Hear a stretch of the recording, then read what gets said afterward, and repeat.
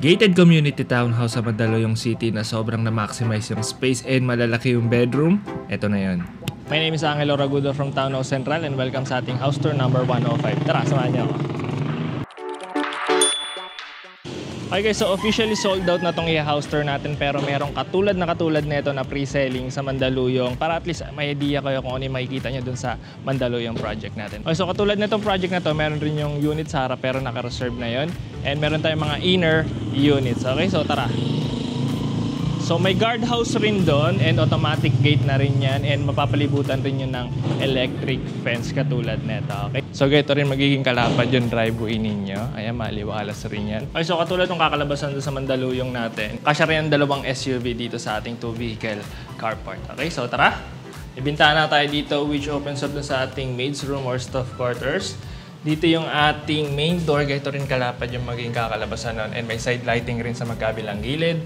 And dito sa ilalim ng staircase natin, may storage space tayo dyan. Okay, tara. Pasok tayo sa ating main door. Ayan, lapad. Very solid na rin yung main door natin.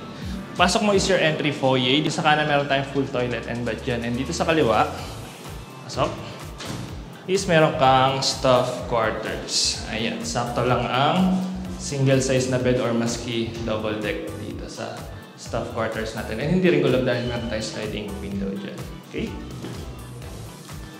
Ito naman is yung ating full toilet and bath. Meron tayong wall-mounted sink, toilet, and shower area. Right, so akit na tayo din sa ating second floor and dito yung ating main living space. Tara! Okay, so pag-akit mo dito sa L-shape ninyo na staircase, unang bubungod sa'yo dito is your dining area and your kitchen. Ayan, may double door na rin tayo dito with glass panel. So para hindi lumalabas yung lamig ng AC unit natin pababatan. Okay, dito mo tayo sa ating kitchen. So sa gitna, meron kang island counter with mga storage space dito sa likod. Lahat yan soft close, yung mga drawers natin, pati ito mga cabinets natin dyan. And quartz countertop, itong pinaka-island counter natin dyan. Dito yung inyong magiging breakfast nook kung sakali. And maluwag pa yan. Ayan, kung papansin nyo. Then dito, meron tayong L-shaped layout kitchen. Meron tayong dual sink. Napakalalim yan. Natural wood finish design dito sa mga cupboards natin, pati sa mga base cabinets natin. Soft close na rin yan. Okay. Pati dito, ayan. And dito yung ating spot para sa ating dual door na fridge. Okay? Then may included na rin doon na cooktop and built-in oven sa baba, pati itong range hood natin. And sa ibabaw nito is merong open shelves para sa mga condiments natin. So dito sa main living space natin, meron tayong dalawang AC unit. Isa dito sa ating dining area or dito sa ating kitchen and isa dun sa ating living area. Okay, dito muna tayo bago dun sa living area. Dito may powder room sa likod ng kitchen natin. So meron tayo ditong sink, wall-mounted yan, pati vanity mirror, and yung toilet dun sa dulo natin. Saka yung pinto natin dito is may pagka-frosted glass design.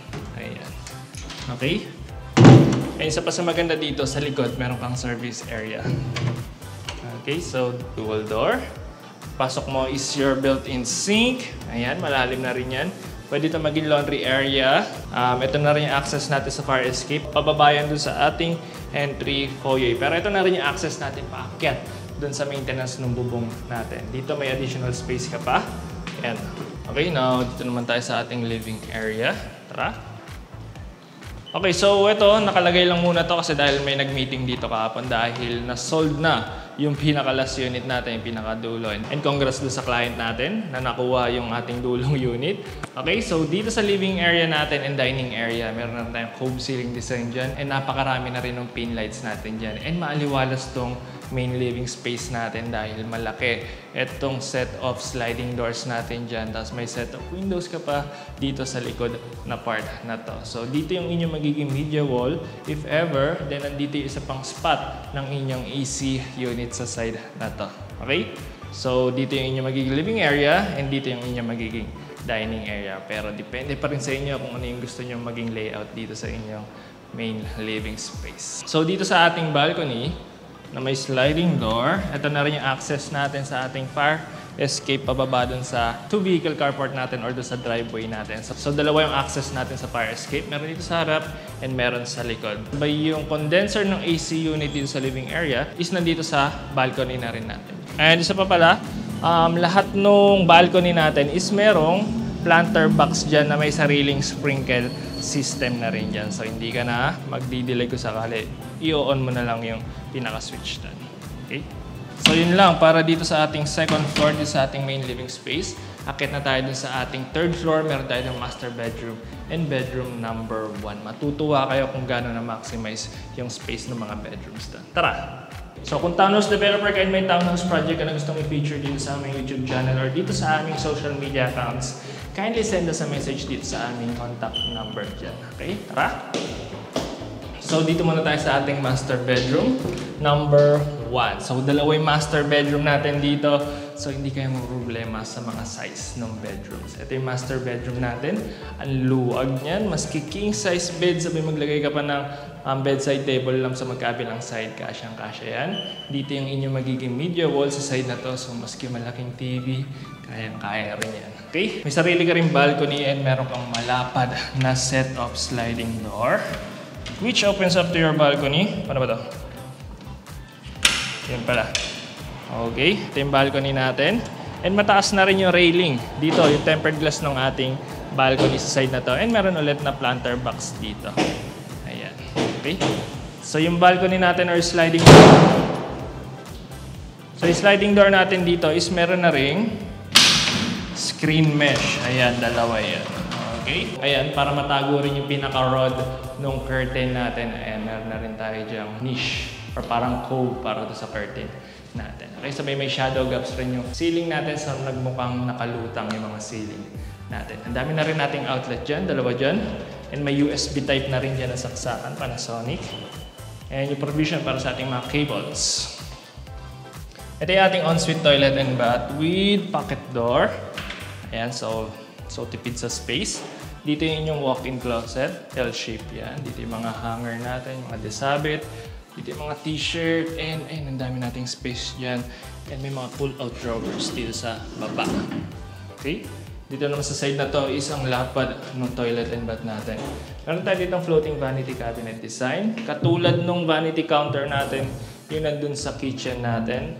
Undermount na rin yan, and malapad na rin yung sink natin. May wall-mounted na vanity mirror na rin. Sa gitna yung toilet and shower enclosure dito sa gitna. With included na rin na heater. Sabay yun, may wall niche na rin dun sa dulo na yan. Para sa ating mga toiletries. Okay? Flooring natin dito, pati sa bedroom, pati dun sa main living space natin, is wood-like tile finish. Ayan, tile siya, pero meron siyang wood grain design. Okay? Then yung spot ng ating AC unit is sa part na to. Okay? Next up is yung ating bedroom number 2. Let's go. Ito yung bedroom 2 natin. Malapad pa rin. Maski queen size bed or double size bed, kasyang-kasya dito. May mga outlets ka dito sa magkabilang side. Dito yung inyong magiging media wall. And may malapad ka rin dito na sliding window which opens up dun sa ating air well. And nandito na rin yung condenser ng AC unit. And yung access natin sa ating fire escape. Okay? Dito yung spot ng ating AC unit and dito yung media wall natin. Dito naman sa part na to is yung ating built-in wardrobe. Ayan. Sliding dito sa baba and may cabinets dito sa ibabaw. Okay? Dito naman is yung ating ensuite toilet and bath. Same dun sa baba and sa lahat ng mga pinto dun sa mga toilet and bath natin. Ayan. May glass panel sa gitna na hindi kakita sa loob. Ayan. Parang frosted glass siya. Wall-mounted vanity sink, same nung vanity counter natin doon sa mga kitchen. And malapad na rin yung sink, may vanity mirror, sa gitna yung toilet, and yung shower area dito. So ang kulang na lang siguro dito is yung wall niche natin. And for sure, lalagyan na yun doon sa ating Mandaluyong project. Okay? Tara! Now, ito lang para dito sa third floor natin. Akit na tayo sa fourth floor natin dahil meron pa tayo doon dalawang malaking bedrooms. Tara! Dito sa staircase bracket sa fourth floor natin, may pagka-high ceiling na rin tayo dyan. And may provision ka for a pendant or drop lights or chandelier dito sa staircase natin. Okay? Let's go! So perfect dito if maglalagay ka ng mga santo or isang malaking painting dyan sa part na yan. May included na rin dito na emergency lights in case of mag-brownout doon sa area natin. Okay? Ito yung bedroom number 3 natin. Same dun sa baba, so hindi kayo mamumroblema sa size ng mga bedrooms. So na-maximize talaga yung space ng bedrooms natin. So dito maski queen size bed or double size bed kasya. Pero kung maglalagay ka ng table siguro maski single size na bed kaya dito. Okay. Malapad rin yung space na itong media wall natin. So pwedeng dito yung TV and pwede ka maglagay dito ng table. Pat ng ating AC unit is nandito sa harap and dami natin pin lights, may shadow gaps, and ito yung access natin sa ating fire escape. Dito pala yung sa fire escape, ito yung access na natin sa bubong. Dito na rin nakalagay yung ating pressure pump and pressure tank. Okay, sabay ito yung access papunta dun sa ating bubong kung may maintenance kayo and maliwalas pa rin since laki ng sliding window natin dito. Same dun sa baba, dito yung ating built-in wardrobe. Ayan. And meron ka ring ensuite toilet and bath. Ayan. Same dun sa baba. Meron tayong floating vanity cabinet design. Ayan, undermount, quartz vanity countertop. Meron kang toilet sa gitna. And shower area dito sa dulo with heater. Okay, so naka-maintenance lang yung ating exhaust fan dyan. Meron tayong pinless dito sa ibabaw ng ating sink. Okay, ito rin yung pinto natin. Same dun sa baba. Napunta tayo sa ating last bedroom, yung ating second master bedroom. Magagawa na yung mga anak ninyo kung kanino mapupunta tayo sa pangmalaking bedroom. Ayan. So, same dun sa baba.